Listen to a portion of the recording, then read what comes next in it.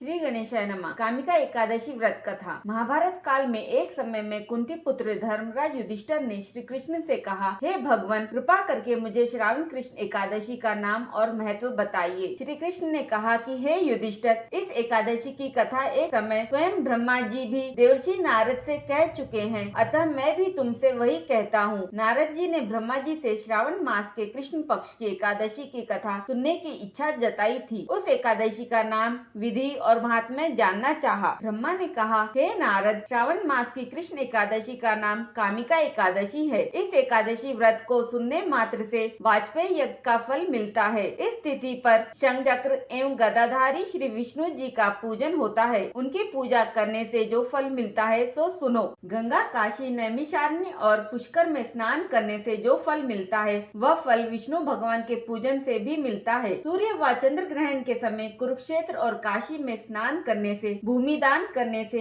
सिंह राशि के बृहस्पति में आने के समय, गोदावरी और गंडकी नदी में स्नान से भी जो फल प्राप्त नहीं होता वह प्रभु भक्ति और पूजन से प्राप्त होता है। पाप से भयभीत मनुष्यों को कामिका एकादशी का व्रत अवश्य करना चाहिए। एकादशी व्रत से बढ़कर पापों के नाशों का कोई उपाय नहीं है। स्वयं प्रभु ने कहा है कि कामिका व्रत से कोई भी जीव कुयोनि में जन्म नहीं लेता। जो इस एकादशी पर श्रद्धा भक्ति से भगवान विष्णु को तुलसी पत्र अर्पण करते हैं वे समस्त पापों से दूर रहते हैं। हे नारद, मैं स्वयं श्री हरि की प्रिय तुलसी को सदैव नमस्कार करता हूँ। तुलसी के दर्शन मात्र से ही मनुष्य के समस्त पाप नष्ट हो जाते हैं और इसके स्पर्श से मनुष्य पवित्र हो जाता है। इस कामिका एकादशी की रात्रि को जो मनुष्य जागरण करते हैं उनके पुण्यों को लिखने में चित्रगुप्त भी असमर्थ है। एकादशी के दिन जो मनुष्य भगवान के सामने घी या तिल के तेल का दीपक जलाता है उनको सूर्य लोक में भी सहस्त्रों दीपकों का प्रकाश मिलता है और उनके पितर स्वर्गलोक में अमृत का पान करते हैं। अब मैं तुमसे एक पौराणिक कथा कहता हूँ, तुम मन लगाकर सुनो। एक गांव में एक वीर क्षत्रिय रहता था। एक दिन किसी कारणवश उसकी ब्राह्मण से हाथापाई हो गई और ब्राह्मण की मृत्यु हो गई। अपने हाथों मारे गए ब्राह्मण की क्रिया उस क्षत्रिय ने करनी चाहिए, परंतु पंडितों ने उसे क्रिया में शामिल होने से मना कर दिया। ब्राह्मणों ने बताया कि तुम पर ब्रह्म हत्या का दोष है, पहले प्रायश्चित कर इस पाप से मुक्त हो,